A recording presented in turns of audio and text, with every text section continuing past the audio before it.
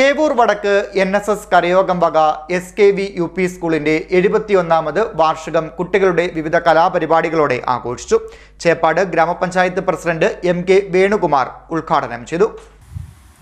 ഏവൂർ വടക്ക് NSS കരയോഗം വക SKV UP സ്കൂളിന്റെ 71ാമത് വാർഷിക ആഘോഷം സംഘടിപ്പിച്ചു. ചേപ്പാട് ഗ്രാമപഞ്ചായത്ത് പ്രസിഡന്റ് MK വേണുകുമാർ ഉദ്ഘാടനം നിർവഹിച്ചു. നമുക്കത് ഒരുപാട് സംഘടനകൾ വീട് വെച്ച് കൊടുക്കാവുന്ന ഏറ്റിട്ടുണ്ട്. അപ്പോൾ വീട് വെച്ച് കൊടുക്കുന്നതിനകത്ത് വലിയ കാര്യമില്ല. കാരണം ഏതാണ്ട് 500 വീടുകൾ തന്നെ അവിടെ വാഗ്ദാനം ചെയ്യപ്പെട്ടു കഴിഞ്ഞു. അപ്പൊ ഞങ്ങൾ തീരുമാനമെടുത്തു, ഒന്നുകിൽ ഒരു മനോഹരമായ പബ്ലിക് സ്കൂൾ പോലത്തെ ഒരു സ്കൂൾ ഉണ്ടാകും. അതല്ല എങ്കിൽ ഗവൺമെന്റ് സ്ഥലം തരികയാണെങ്കിൽ ഏറ്റവും ആധുനിക രീതിയിൽ ഒരു 100 കിടക്കകളുള്ള ഒരു നല്ല ആശുപത്രി ഉണ്ടാകും. അപ്പൊ ഗവൺമെന്റുമായിട്ട് ഇപ്പൊ ചർച്ച നടന്നുകൊണ്ടിരിക്കുകയാണ്. ഗവൺമെന്റ് സ്ഥലം വരുന്നതനുസരിച്ച് നമ്മൾ ചെയ്യും. അപ്പൊ 5 കോടി രൂപ എവിടെ നിന്നുണ്ടായി?